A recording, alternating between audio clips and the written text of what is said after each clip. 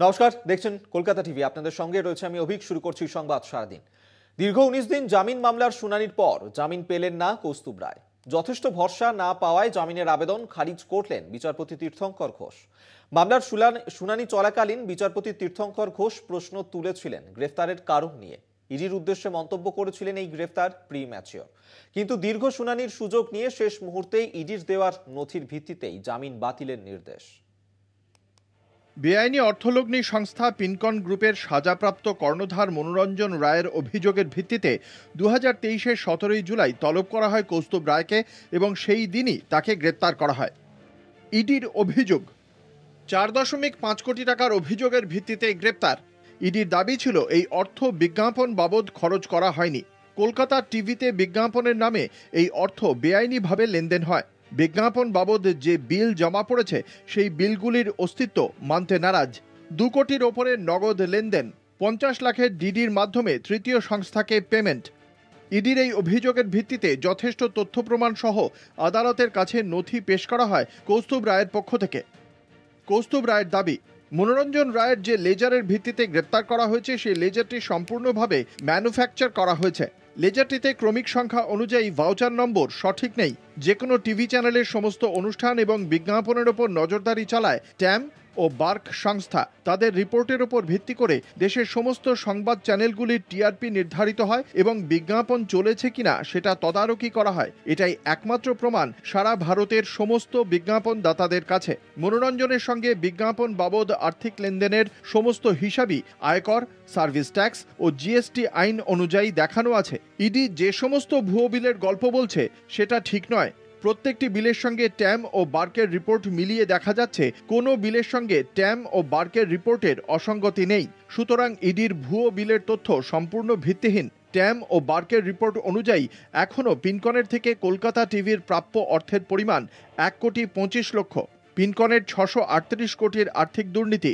বিজ্ঞাপন বাবদ 5 বছরে মাত্র 72 লক্ষ টাকার ক্যাশ লেনদেন হয়েছে, যা মাত্র 0.10%। তাও এই ক্যাশ অর্থ নেওয়া হয় মনোরঞ্জনের দেওয়া চেক বাউন্সের প্রেক্ষিতে। কিন্তু ইডি বারংবার বলে আসছে প্রচুর টাকার লেনদেন। ইডি প্রথমে 2,08,00,000 আর্থিক লেনদেনের কথা বললেও পরে 1,36,00,000 টাকার ক্যাশ লেনদেনের প্রেক্ষিতে কোনো ভাউচার বা নথি দেখাতে পারেনি। 50 লাখের ডিডির মিথ্যে গল্প ইডি কোনোদিনও প্রমাণ করতে পারবে না। 1 এপ্রিল ব্যাংকের ছুটির দিনে ডিডি করা হয়েছে দেখিয়েছে ইডি। কলকাতা টিভি ও ইসরোর অডিট রিপোর্ট থেকেই তা প্রমাণিত। পিনকনের মূল মামলায় 9 জন অভিযুক্তের নাম থাকলেও ইডি তাদের বিরুদ্ধে কোনো ব্যবস্থা গ্রহণ করেনি। মামলা শুনানি চলাকালীন বিচারপতি তীর্থঙ্কর ঘোষ কৌস্তুভ রায়ের গ্রেপ্তারি নিয়ে আইনজীবীকে বহু প্রশ্ন করেন। শুনানিতে ইডিকে বিচারপতির প্রশ্ন, পিএমএলএ আইনে 19-এর 1 ধারা অনুযায়ী কোনো ব্যক্তিকে গ্রেপ্তার করার আগে নথি সম্পর্কে নিশ্চিত হতে হয়। গ্রেপ্তারের কারণও জানাতে হয় তাঁকে। গ্রেপ্তারের সময় আপনারা কি কোনো সম্পত্তি বা অ্যাকাউন্ট সিজ করেছিলেন? শুধুমাত্র একজনের মৌখিক অভিযোগের ভিত্তিতে আপনারা নিশ্চিত হয়ে কিভাবে গ্রেপ্তার করলেন? আমার মনে হচ্ছে এই গ্রেপ্তার প্রিম্যাচিওর। 22 ডিসেম্বর শুনানি পর্যন্ত নির্দিষ্ট কোনো নথি আদালতে পেশ করতে পারেনি ইডি। তখনও তাদের দাবি ছিল 138 কোটির নথি তারা পেশ করতে পারবে বলে মনে করছে। কিন্তু হঠাৎই শেষ মুহূর্তে তারা 638 কোটির মধ্যে 138 কোটির পরিবর্তে 60 কোটির একটি লেনদেনের তথ্য আদালতের কাছে পেশ করে। যদিও কৌস্তুভ রায়ের সঙ্গে সংযুক্ত নির্দিষ্ট নথি আদালতের কাছে পেশ করতে পারেনি ইডি। ধীরাজ দ্বিবেদী, ইডির আইনজীবী বলেন, উনি দীর্ঘদিন ধরে হাসপাতালে অসুস্থ, তাই জিজ্ঞাসাবাদ করা যাচ্ছে না। অসুস্থতার দোহাই দিয়ে উনি জিজ্ঞাসাবাদ এড়াচ্ছেন। ওয়াইজে দস্তুর, কৌস্তুভ রায়ের আইনজীবী বলেন, অন্য মামলায় উনি ইডিকে হাসপাতাল থেকেই সহযোগিতা করছেন। ইতিমধ্যেই ওই মামলায় ইডি তাকে হাসপাতালে গিয়েই 4 বার জিজ্ঞাসাবাদ করেছে। বিচারপতি তীর্থঙ্কর ঘোষ ইডিকে বলেন, আপনারা জিজ্ঞাসাবাদের জন্য হাসপাতালে নিয়মমতো মেল করেছিলেন? ধীরাজ দ্বিবেদী, ইডির আইনজীবী বলেন, না। বিচারপতি তীর্থঙ্কর ঘোষ ইডিকে প্রশ্ন করেন, কেন?